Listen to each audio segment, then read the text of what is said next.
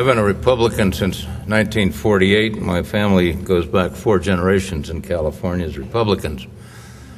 But for the last year, I've been campaigning all over this country for Democrats, believing that the most important thing that could happen to this country is to cure the corruption that the Republican Party leadership has achieved in Washington, D.C. When can you remember 4 leading Republican congressmen resigning in disgrace in less than a year? And there's more to come.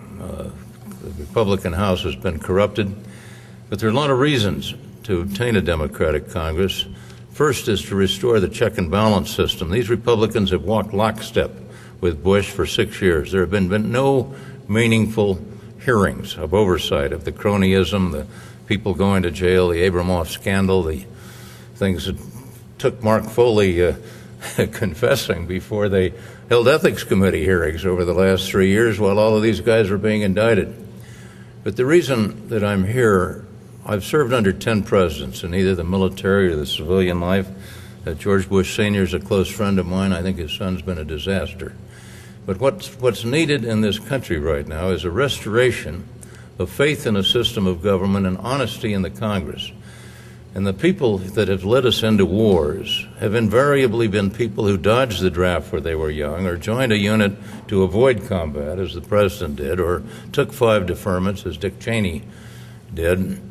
And the beautiful thing that's coming out of this war is that we will have veterans in the Congress who have felt fear, who have been shot at, and will be careful about going into war. But let me say what drove me into this thing. I'm too old to run for Congress, but we couldn't find anybody to run against a man in California. The most important people in this country today are the veterans, the kids that have been fighting over in Iraq and Afghanistan. And this Congress, under this administration, has cut the veterans' funding compared with the number of veterans that need services today, particularly amputees. I remember all of you guys that have been in combat, we worried a lot more about losing our eyesight or our legs than being killed. And these wounded coming back. Disabled American veterans kept a record of the Republicans in the House. 10 straight votes they voted against disabled veterans' benefits in the year 2004 and 5. And in 2005, what drew me into politics again, there was a vote to give $9 million for prosthetic research for amputees, the guys who've given the most. I don't know if you've ever met Max Cleland, lost both legs and an arm. Joyous man, a marvelous man. And here these Republicans, in almost a party line vote on May 25th, 2005, vote 213, one vote would have made the difference, against $9 million in research for better prosthetics. They don't deserve to be in the Congress. And guys like Jay Fawcett, who have been in combat, who have led men in combat, they'd be the best thing that could happen to this country today, and a Democratic majority in the House will end this kind of a thing. These guys, in their zeal to cut budgets, when they were asked, how could you vote against prosthesis for veterans? You know what the answer was? We needed the money for base closings.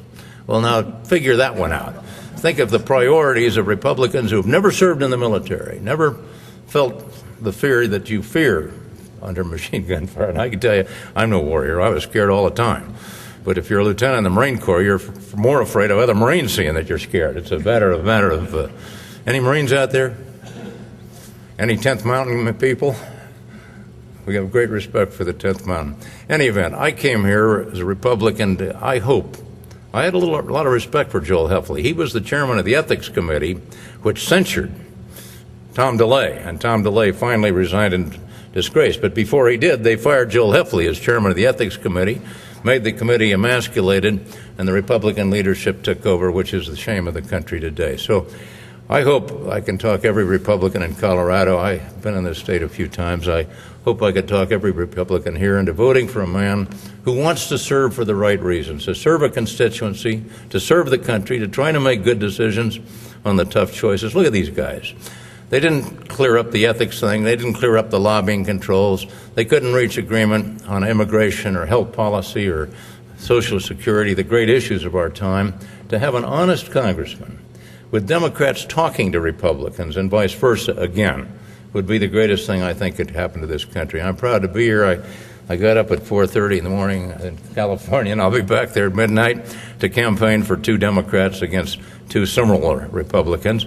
And this son of a gun that's running today that says he's going to fit so well into the Republican leadership, that's exactly what this country doesn't need. I hope when you let me say one other thing.